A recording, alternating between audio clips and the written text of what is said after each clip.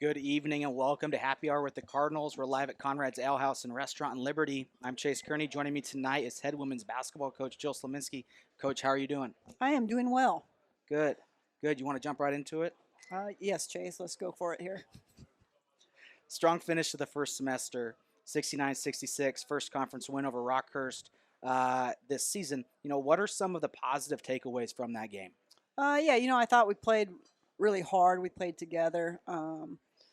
I thought we shared the ball well, and we've we got a young team, and I think when we've gotten down, sometimes we've given up, and we were down against Rockhurst there with about 5-6 minutes left, and to see the fight that the kids had.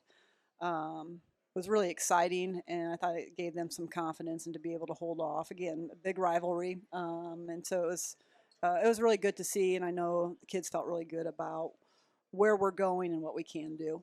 So you talk about team. You've got a good showing here in the crowd tonight of your team. What does that mean to you that they're here supporting you as a coach, doing some public speaking? I'm going to go ahead and say it has more to do with the free meal than it has to do with supporting me, but I do appreciate that.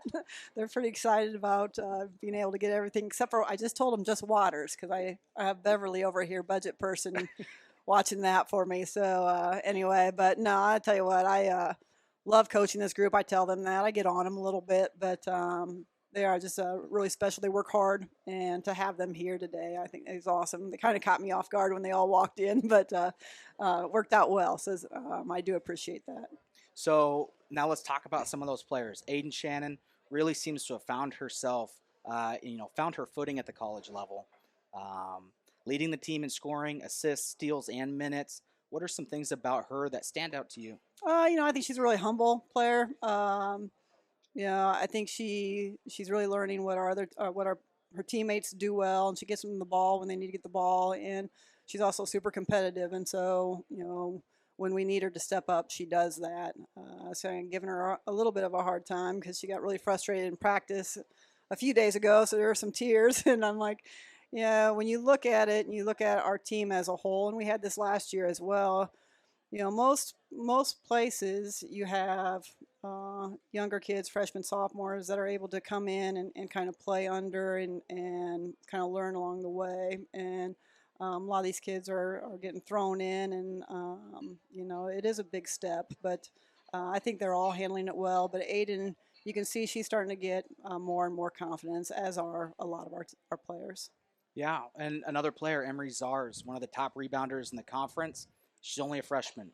She's the only rookie in the conference with multiple double-doubles, and she has 4 of them. Similar to Aiden, what stands out with Emery? Emery takes a lot of pride in doing the little things. Kind of a blue-collar player. She was somebody that really attracted me to her. You'd go watch a game, and she maybe scored 20 points, but she was more excited about the 10 rebounds. That was what was really important to her, and you can see that she's really brought that in.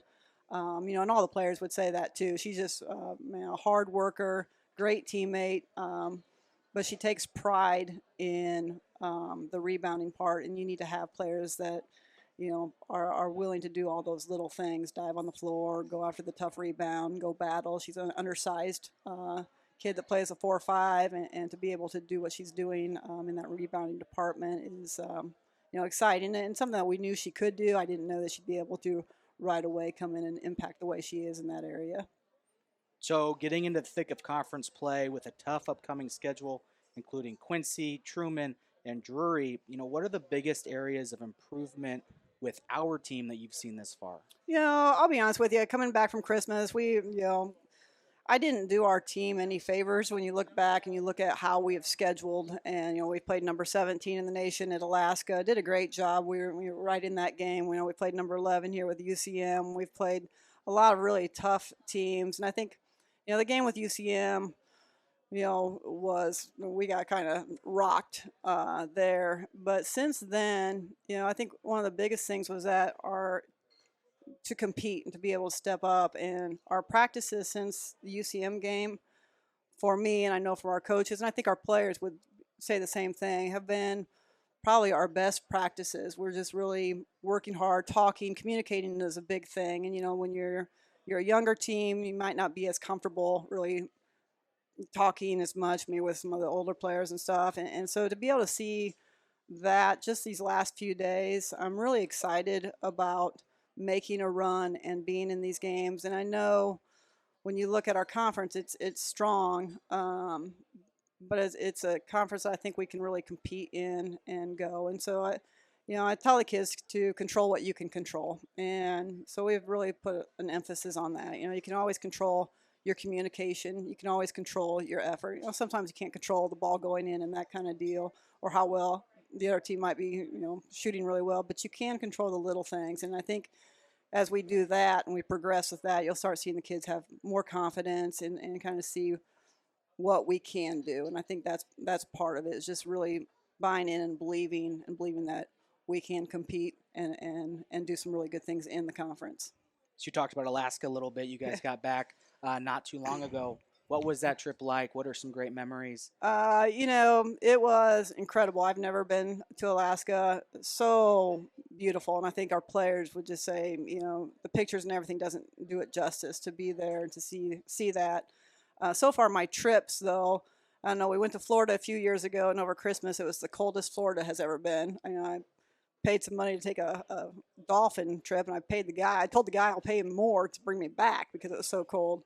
So when we get to Alaska, they had 20 inches of snow right before we got there, the most snow that they've had at one time.